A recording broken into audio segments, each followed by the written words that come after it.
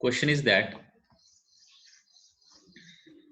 a deep circle shows an apparent dip of, okay, there is a deep circle which shows apparent dip. apparent dip कितना है? 45 degree है. Deep circle shows apparent dip of 45 degree at a place where true dip is, okay, where true dip is 30 degree. 30 degree. If this deep circle is rotated through 90 degree, now deep circle is rotated through 90 degree, what is apparent dip in that perpendicular plane? मतलब actually इधर क्या दिया है? ये delta 1 है, ये delta है, end delta 2 हमें निकालना है. That is the question. हमने ये स्टडी किया है. अगर एक वर्टिकल प्लेन में which is other than meridian है, एक वर्टिकल प्लेन में एपेरेंट डिप डेल्टा 1 है, उसके परपेंडिकुलर प्लेन में एपेरेंट डिप डेल्टा 2 है, तो ट्रू डिप डेल्टा का फॉर्मूला क्या आता है? That is cot, okay, cot square of delta is equal to cot square of delta 1 plus cot square of delta 2. We have studied this formula. Correct है ना? मतलब एक वर्टिकल प्लेन में अगर apparent dip कितना है? डेल्टा 1 है, उसके बाद उसको परपेंडिकुलर प्लेन में apparent dip डेल्टा 2 है, तो ट्रू डिप कैसे निकालते हैं हम? cot square delta is equal to cot square delta 1 plus cot square delta 2. तो इधर सभी वैल्यू डालते हैं अभी. कॉट स्क्वायर डेल्टा मतलब कॉट स्क्वायर क्या हो जाएगा? 30 डिग्री हो जाएगा. Cot square of 30 is equal to cot square delta 1 मतलब cot square of 45 plus cot square of delta 2 हमें निकालना है. Okay, so cot square of 30, tan 30 कितना रहता है? tan 30 is 1/√3. सो कॉट 30 मतलब √3 आ जाएगा, क्योंकि cot 30 मतलब 1/tan 30 रहेगा ना. √3 का स्क्वायर कितना हो जाएगा? इधर 3 आ जाएगा. cot 45 1 रहता है, 1 का स्क्वायर 1 रहेगा, plus cot square delta 2. So therefore 3 minus 1 is equal to 2. 2 is equal to cot square delta 2. Taking square root of both side, √2 is equal to cot delta 2. या फिर ऐसे लिख सकते हैं tan delta 2 is equal to 1/√2. ओके, cot delta 2 is √2. cot delta 2 means 1/tan delta 2. So tan delta 2 is coming to be 1/√2. So इसका value हमें निकालना पड़ेगा. Okay, tan delta 2 is equal to 1/√2 का वैल्यू कितना रहता है? 0.7072 रहता है. So delta 2 is equal to tan inverse of 0.7072. Okay, 0.7072.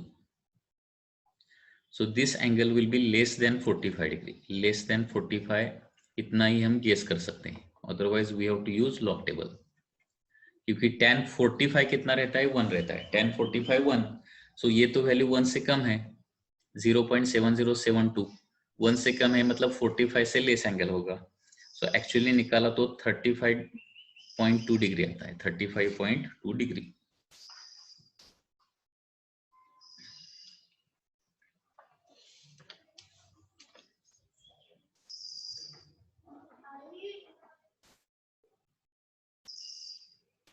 Question पुन्हा एकदा रिपीट करतोय. एका प्लेन मध्ये, त्याच्यासाठी ती पाठीमागे सांगितलेली कन्सेप्ट लक्षात आहे का बघा. एका प्लेन मध्ये काय आहे? डीप अँगल किती आहे? डेल्टा 1 आहे. ते मेरिडियन नाहीये. मेरिडियन मध्येच फक्त काय मिळतं आपल्याला? मेरिडियनच्या प्लेन मध्येच फक्त आपल्याला ट्रू डीप मिळतं. मेरिडियनचं प्लेन आहे का? ते नाहीये. तर मेरिडियन सोडून दुसरं एक व्हर्टिकल प्लेन आहे आणि मेरिडियनच्या प्लेन मध्ये ट्रू डीप मिळतो. मेरिडियनचं प्लेन सोडून दुसरं व्हर्टिकल प्लेन घेतलं तर ऍपरंट डीप मिळतो. बरोबर आहे ना? मग एका व्हर्टिकल प्लेन मध्ये डीप अँगल आहे डेल्टा 1 आणि त्याला परपेंडिक्युलर प्लेन मधला डीप काढायला सांगितलाय. त्या प्लेनला परपेंडिक्युलर प्लेन मध्ये डीप किती असेल? त्याच्यामध्ये समजा डेल्टा 2 असेल आणि ट्रू डीप डेल्टा असेल, तर हे आपण डेरिवेशन केलंय, आठवते का? एका प्लेन मधला डीप डेल्टा 1 असेल, त्याच्या परपेंडिक्युलर प्लेन मध्ये डीप डेल्टा 2 असेल, तर ट्रू डीप किती असेल याचं डेरिवेशन केलंय आपण. कुठे केलंय डेरिव्हेशन बघा.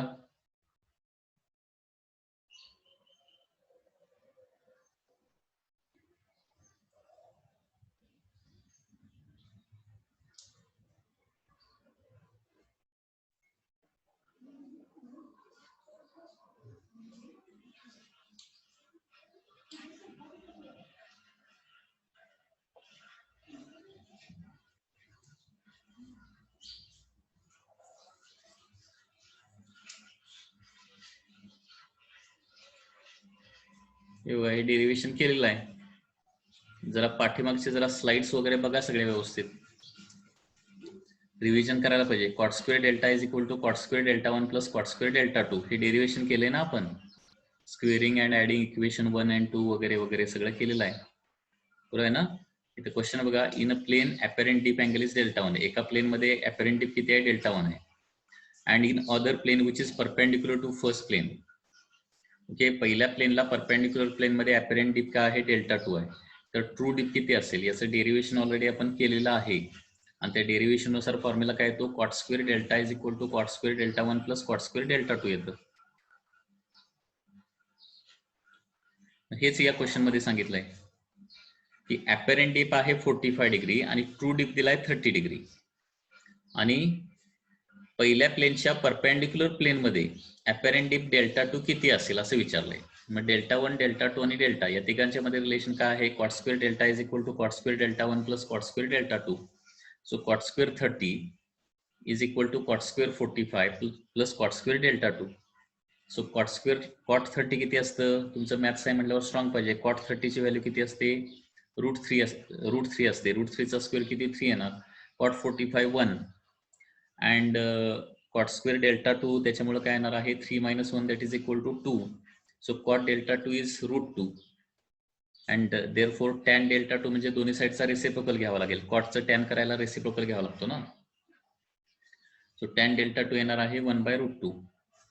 ओके, 1/√2 ची व्हॅल्यू 0.7072 आहे. हे पाठ पाहिजे. 1/√2 फक्त √2 ची व्हॅल्यू किती असते? 1.414 असते √2 ची व्हॅल्यू. आणि 1/√2 ची value 0.7072. So delta is equal to tan inverse of 0.7072 येणार आहे. आता टॅनच्या जर व्हॅल्यू बघितल्या तर 45 ला 1 असते. 45 डिग्रीच्या वर टॅनच्या व्हॅल्यू 1 पॉईंट समथिंग येतात सगळे. आणि 45 डिग्रीच्या खाली टॅनच्या व्हॅल्यू सगळ्या काय आहेत? 0 पॉईंट समथिंग आहे. ठीक आहे. परत म्हणजे अजून आन्सर कुठं असेल ते बघायचं असेल तर टॅनच्या सगळ्या व्हॅल्यू लिहा ना. टॅनच्या 0 ला व्हॅल्यू, 30 ला व्हॅल्यू माहित आहे, 37 ला व्हॅल्यू माहित आहे, 45 ला व्हॅल्यू माहित आहे. ओके, टॅन 0 0 असतं. टॅन 30 किती असतं? टॅन 30 1/√3 असतं. टॅन 37 म्हणजे काय असतं? टॅन 37 3/4 म्हणजे 0.75 असतं. आणि टॅन 45 म्हणजे 1 असतं. 1/√3 ची व्हॅल्यू पण तुम्हाला काढून ठेवावं लागेल किती असते. म्हणजे कुठल्या दोन व्हॅल्यूच्या मध्ये आन्सर येते ते तुम्हाला लक्षात द्याल. तर 0.75 1/√3 ची व्हॅल्यू किती असणार बघा?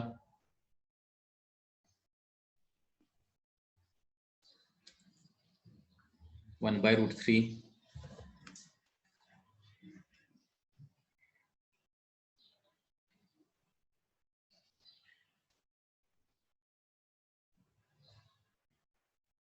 0.58 येते. 0.58 ही जी व्हॅल्यू आहे 0.70 0.58 to 0.75 च्या मध्ये म्हणजे आन्सर तुमचं 30 to 30 डिग्रीच्या मध्ये असलं पाहिजे. असं जर लॉग टेबल नसेल तर अप्रॉक्सिमेट आन्सर तुम्ही काढू शकता.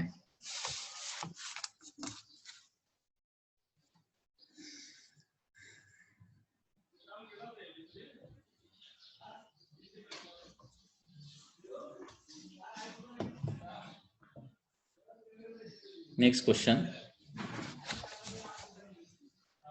A short magnet having dipole moment.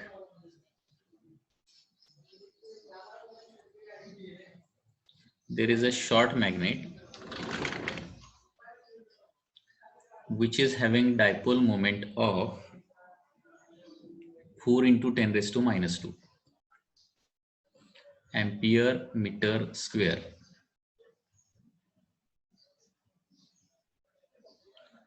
4 into 10 raised to minus 2 ampere meter square lying in horizontal plane with its north pole points 37 degree east of north. Okay, north pole कुठं आहे? Diagram जर काढली तर अशी येणार आहे.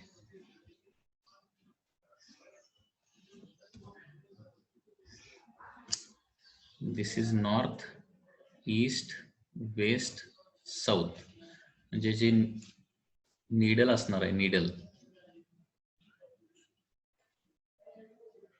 ती अशी काहीतरी असणार आहे. मॅग्नेटिक नीडल होल्ड केल्यानंतर ही अशी येते आणि ती किती आहे? 37 degree east of north. Sorry, इकडे नाही येणार, ईस्ट नॉर्थ मध्ये, नॉर्थ आणि ईस्टच्या मध्ये येणार. लाईक दिस.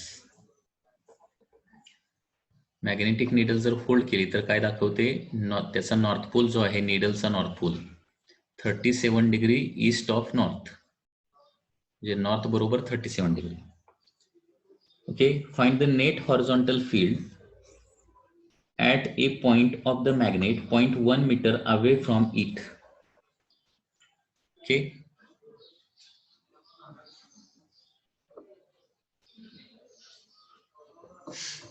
ठीक आहे.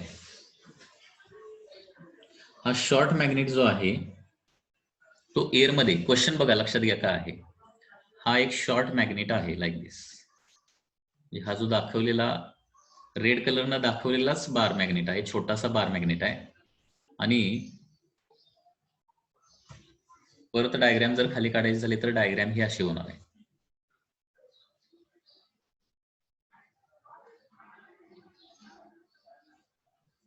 So this is the bar magnet.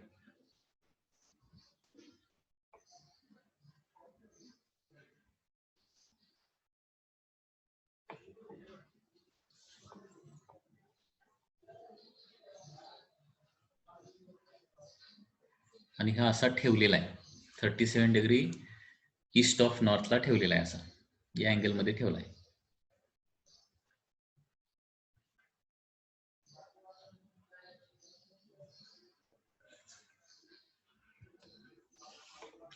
तर क्वेश्चन मध्ये काय विचारलंय की 0.1 metre net magnetic field at a point of magnet 0.1 metre away from it.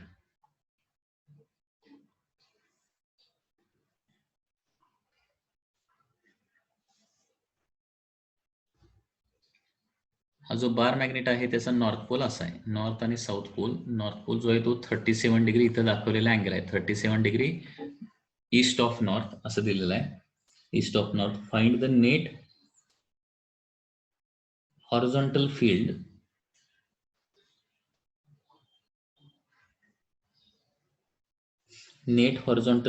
at a point of magnet 0.1 meter away from it.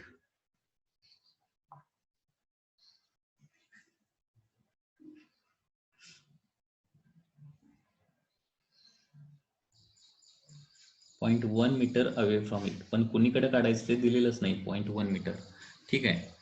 आता फॉर एक्झाम्पल इथं point P असेल, किती डिस्टन्सला आहे तो? 0.1 मीटर डिस्टन्सला आहे. तर या पॉइंटला नेट मॅग्नेटिक फील्ड किंवा नेट हॉरिझॉन्टल कंपाऊंड काय असेल असं क्वेश्चन विचारलंय. आणि त्याचबरोबर बीएच इथं तुम्हाला दिलेला आहे. बीएच म्हणजे अर्थ मॅग्नेटिक फील्ड चा हॉरिझॉन्टल कंपाऊंड जो आहे तो BH is also given in the problem. आणि बीएच किती दिलेला आहे? इट इज 11 मायक्रो टेस्ला दिलाय, 11 मायक्रो टेस्ला. क्वेश्चनचा मिनिंग अगोदर लक्षात घ्या. ओके, क्वेश्चनचा मिनिंग पुन्हा एकदा सांगतो. तर अशा प्रकारे एक बार मॅग्नेट जो आहे तो ठेवलेला आहे, बार मॅग्नेट ठेवलेला आहे, सस्पेंड नाही केलेला, ठेवलेला आहे. आणि तो कसा ठेवलेला आहे?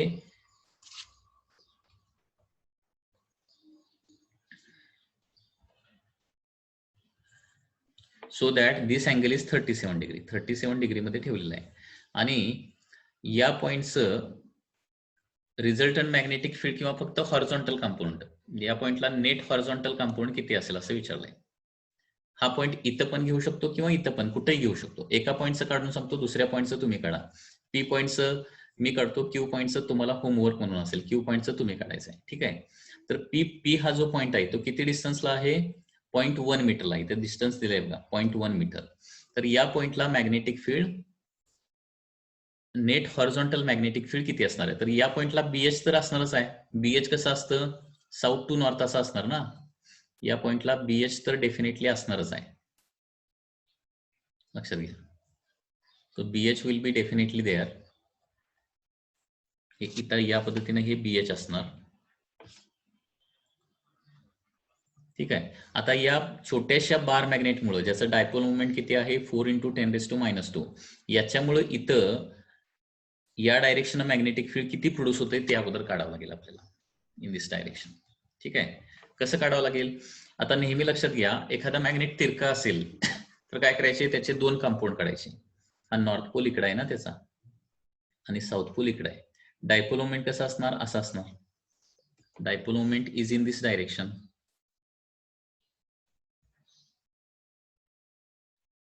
Dipole moment is in this direction. या डायपोल मोमेंटचे दोन कंपाऊंड्स काढूया. ओके.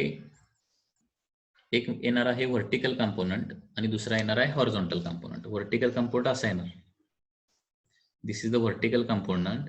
हा कंपाऊंड किती येणार आहे? m cos 37, because this angle is 37 degree, and another component will be in this direction.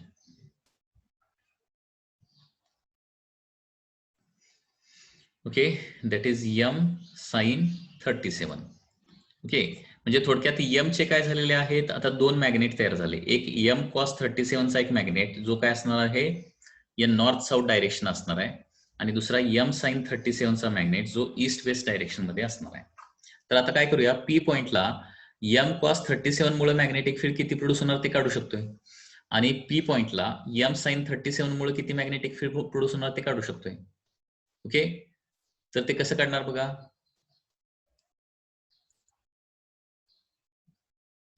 हे बघा, m cos 37 हा जो मॅग्नेट आहे तो कसा आहे?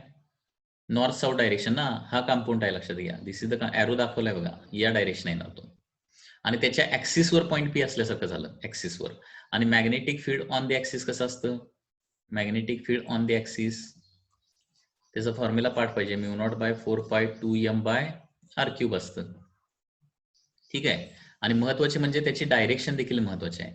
ऍक्सिसवर मॅग्नेटिक फील्ड कसं असतं? अलॉंग ऍक्सिसच असतं, अलॉंग ऍक्सिस असतं. आणि अवे फ्रॉम काय असणार आहे? अवे फ्रॉम नॉर्थ पोल असणार आहे, कारण इकडे याचा नॉर्थ पोल असणार ना, आणि इकडे त्याचा साऊथ पोल असणार, जो m cos 37 आहे त्याचा सांगायला लागला. ओके. ऍक्सिसवर असं असतं. ठीक आहे. म्हणजे हे m cos 37 न तयार केलेलं मॅग्नेटिक फील्ड जे आहे ते अवे फ्रॉम नॉर्थ पोल, म्हणजे या डायरेक्शन येणार आहे. हे काय असणार आहे? दॅट इज बी ऍक्सिस, आणि BH हे दोन्ही सेम डायरेक्शन आहेत. आणि इथं m cos काय करावं लागेल? डायपोल मोमेंट किती घ्यावे लागेल? कारण m cos 37 मुळे प्रोड्यूस होणारा magnetic induction on the axis काढायला लागलोय. ते किती येणार आहे? m cos 37. लक्षात येत आहे? त्याचबरोबर m sin 37, m sin 37 हा जो मॅग्नेट असणार आहे त्याचा साऊथ पोल इकडे आणि नॉर्थ पोल इकडे असणार आहे. ठीक आहे. आणि यात m sin 37 साठी p हा पॉईंट कुठं आहे? ऍक्सिसवर आहे का इक्वेटरवर आहे? तर तो इक्वेटरवर पॉईंट आहे, लक्षात घ्या. ह्या सगळ्या गोष्टी लक्षात आल्या पाहिजे तुम्हाला. m sin 37 च्या काय आहे? इक्वेटरवर तो पॉईंट आहे, आणि इक्वेटरवर मॅग्नेटिक फील्ड कसं असतं? इक्वेटरवर फ्रॉम नॉर्थ टू साऊथ असं असतं ना, जे या डायरेक्शन येणार ते, हे बी ऑन द इक्वेटर येणार आहे. आणि बी ऑन द इक्वेटरचा फॉर्म्युला काय लिहिणार मी इथं? Be on equator is μ0/4π, μ0/4π m/r³ फक्त असतं. ऍक्सिसवर 2m/r³ आणि इक्वेटरवर जस्ट m/r³ असतं. सो m कुठलं m घेणार? m sin 37 divided by r³. ठीक आहे. मग आता काय करावं लागेल? टोटल मॅग्नेटिक फील्ड काढण्यासाठी, काय करावं लागेल? बी ऍक्सिस आणि BH ची अगोदर ऍडिशन करावं लागेल. म्हणजे नेट मॅग्नेटिक फील्ड हे नॉर्थ साऊथ डायरेक्शन येणार, असं नॉर्थ साऊथ डायरेक्शन. आणि बी इक्वेटर म्हणजे ते कुठलं ईस्ट वेस्ट डायरेक्शन येणार आहे. ठीक आहे. आणि या सगळ्याचा मग रिझल्टंट आपल्याला इथं काढावा लागणार आहे. रिझल्टंट हा असा काहीतरी येणार आहे. सो हे आपल्याला आन्सर विचारलंय. हे बी रिझल्टंट किती असणार आहे. सो बी ऍक्सिस अगोदर काढतो. बी ऍक्सिस येणार आहे म्यू नॉट बाय 4 पाय म्हणजे 10⁻⁻⁷ असतं.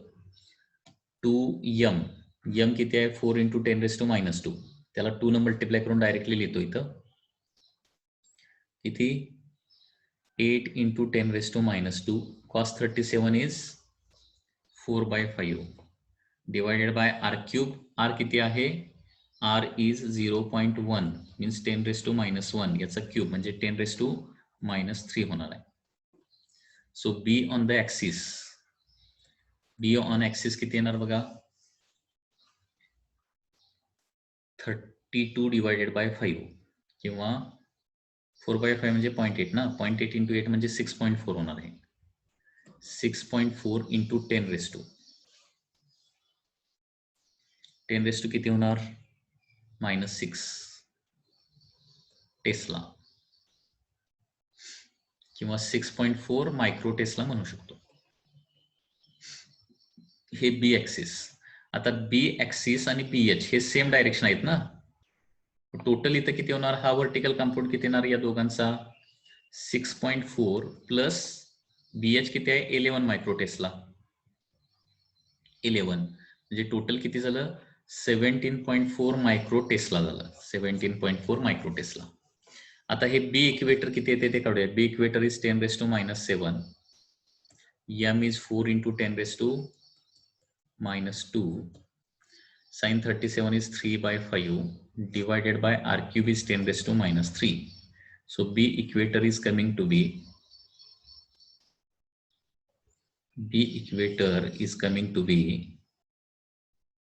3/5 means 0.6.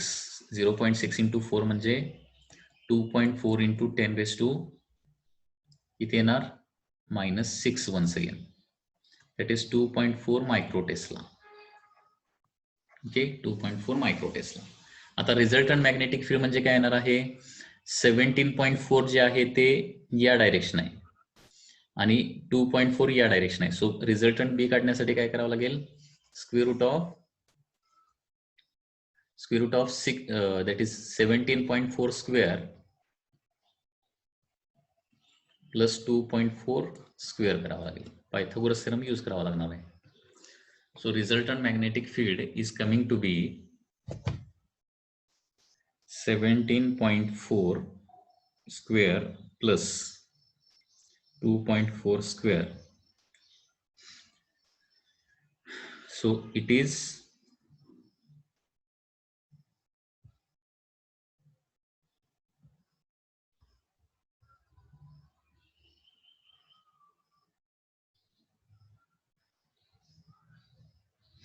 308 root square root of 308.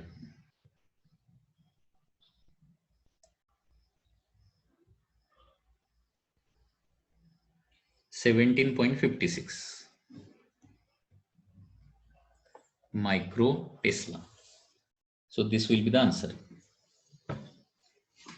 Okay, 17.56 micro Tesla. This is the answer. आणि याच्यामध्ये डायरेक्शन जर काढायचे असेल डायरेक्शन तर direction with respect to north जर काढायचं असेल विथ रिस्पेक्ट टू नॉर्थ हा अँगल फॉर एक्झाम्पल काय असेल अल्फा असेल तर tan alpha is equal to काय येणार आहे हे बी इक्वेटर डिवायडेड बाय 17.4 या पद्धतीने डायरेक्शन पण काढू शकतो. So tan alpha so resultant direction is nothing but alpha angle काढूया. tan alpha is equal to opposite side म्हणजे काय येणार आहे बी इक्वेटर येणार दॅट इज 2.4. ऍडजस्टंट साइड किती येणार आहे 17.4. So alpha is after calculation of this it is coming to be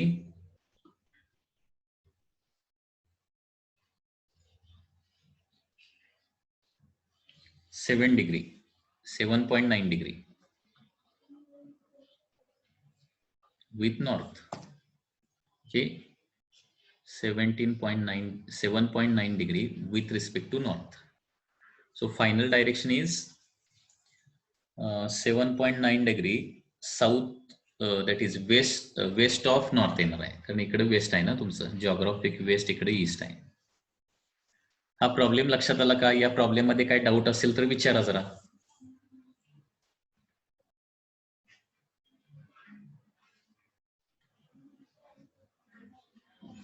17.4.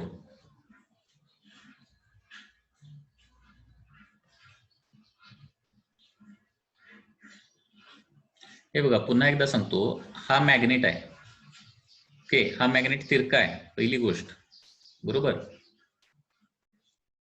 हा मॅग्नेट तिरका आहे. ठीक आहे. आता या मॅग्नेटमुळं पी पॉइंटला रिझल्टंट मॅग्नेटिक फील्ड किती प्रोड्यूस होणार ते आपल्याला काढायचं आहे, रिझल्टंट मॅग्नेटिक फील्ड. ठीक आहे.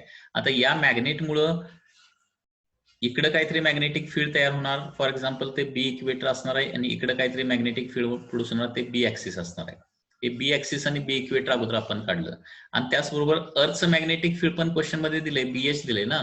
बी ऍक्सिस प्लस बीएच या दोघांची ऍडिशन करावं लागेल ना आपल्याला. ती आता बी ऍक्सिस किती आलं होतं आपलं, 6.4 आलं होतं, आणि बीएच किती दिलाय, 11 मायक्रो टेस्ला असं क्वेश्चन मध्ये दिलंय ना. ते 11 मायक्रो टेस्ला असं क्वेश्चन मध्ये दिलंय earth magnetic field BH 11 micro tesla. मग आता सेम डायरेक्शन दोन वेक्टर असतील तर त्यांची ऍडिशन करावी लागेल ना.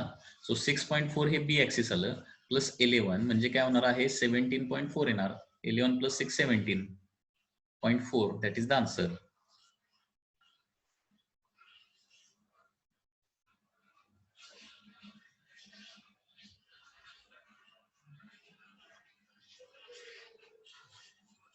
म्हणजे इथं थोडक्यात काय करायला सांगितलंय, तो जो पॉइंट जो काय आहे पी पॉइंट, त्या पॉइंटला त्या बार मॅग्नेटमुळे प्रोड्यूस होणारं मॅग्नेटिक फील्ड प्लस अर्थचं मॅग्नेटिक फील्ड पण असणार आहे. तर एकूण मॅग्नेटिक फील्ड पी पॉइंटला म्हणजे बार मॅग्नेटचं धरून प्लस अर्थचं धरून टोटल किती येणार असा क्वेश्चन विचारलेला आहे. ओके, तर या पद्धतीने हे तुम्हाला कॅल्क्युलेशन करता आलं पाहिजे. असला सिमिलर दुसरा एक क्वेश्चन घेतो, लक्षात घ्या. दुसरा एक क्वेश्चन घेतो आणि जस्ट त्याचं एक्सप्लेन करतो कसं काढता येईल. समजा हा एक बार मॅग्नेट आहे. ठीक आहे, पुन्हा एकदा व्यवस्थित लक्ष द्या, पॉइंट कुठला दिलाय आणि मॅग्नेटिक फील्ड कसं काढायचं. हा एक बार मॅग्नेट आहे, आणि या बार मॅग्नेट पासून, हा बार मॅग्नेटचा सेंटर ओ आहे, आणि बार मॅग्नेटच्या सेंटर पासून समजा एक्स डिस्टन्सला एक पॉइंट पी आहे. एक्स डिस्टन्सला काय आहे, पॉइंट पी आहे. तर या पी पॉइंटला बार मॅग्नेटचं मॅग्नेटिक फील्ड प्लस अर्थचं मॅग्नेटिक फील्ड, ओके, ही काय आहे, नॉर्थ साऊथ डायरेक्शन सपोज आहे. This is the north south direction. तर पी पॉइंटला एकूण मॅग्नेटिक फील्ड किती क्रिएट होणार आहे, तर ते कसं काढायचं. तर या बार मॅग्नेटला अगोदर काय करायचं, याचे कॉम्पोनंट काढायचे. एक कॉम्पोनंट या डायरेक्शन येणार, कॉम्पोनंट रेड कलर मध्ये दाखवतो. एक कॉम्पोनंट काय होणार आहे, बार मॅग्नेटचा या डायरेक्शन येणार आहे, आणि दुसरा कॉम्पोनंट काय येणार आहे, बार मॅग्नेटचा या डायरेक्शन येणार आहे. ठीक आहे, म्हणजे हा जर यम असेल, ब्ल्यू कलर मध्ये दाखवलेला जो आहे तो ओरिजिनल मॅग्नेट आहे, आणि त्याचे कंपाऊंड काय येणार आहेत, दोन कंपाऊंड, एक म्हणजे यम साइन थिटा आणि दुसरा यम कॉस थिटा येणार. आता अँगल त्या बार मॅग्नेटचा कुठल्या साईडचा अँगल दिलाय त्याच्यावरती डिपेंड असणार आहे. म्हणजे या साईडचा अँगल सपोज काय असेल, या साईडचा अँगल थिटा असेल. जे बार मॅग्नेट या पद्धतीने ठेवला की it makes angle theta with this horizontal suppose असं सांगितलं तुम्हाला. ठीक आहे, तर इकडचा कंपाऊंड काय येणार, मग यम कॉस थिटा येणार, आणि इकडचा कंपाऊंड काय येणार आहे, लक्षात येते ना, रेड कलरचे कंपाऊंड बघा. एक येणार आहे यम कॉस थिटा आणि दुसरा येणार आहे यम साइन थिटा. आता पी पॉइंटला काय होणार आहे, तिरका मॅग्नेट आता विसरा, तिरका मॅग्नेट विसरा, कारण कंपोनंट मुळे प्रोड्यूस होणारं मॅग्नेटिक फील्ड काढायचं आहे. कंपोनंट मुळे प्रोड्यूस होणारं मॅग्नेटिक फील्ड म्हणजेच तिरक्या मॅग्नेट मुळे प्रोड्यूस होणारं मॅग्नेटिक फील्ड. आता यम कॉस थिटाच्या कशावर पॉइंट पी आहे, यम कॉस थिटाच्या यम कॉस थिटाच्या ऍक्सिस वर पॉइंट पी आहे, आणि ऍक्सिस वर मॅग्नेटिक फील्ड कसं असतं ते रिवाइज करा, सगळे व्हिडिओ बघा जरा.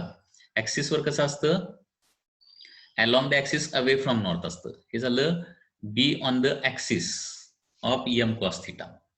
सो बी ऍक्सिसचा फॉर्म्युला वापरावा लागेल, mu nought by 4π2m by R cube. म्हणजे 2m लिहिताना मात्र काय लिहावं लागेल, यम लिहून चालणार नाही, यम कॉस थिटा लिहावं लागेल, कारण यम कॉस थिटाच्या ऍक्सिसवर पॉइंट पी आहे, आणि ऍक्सिसवर मॅग्नेटिक फील्डची डायरेक्शन कशी असते हे यावर माहिती असणं आवश्यक आहे.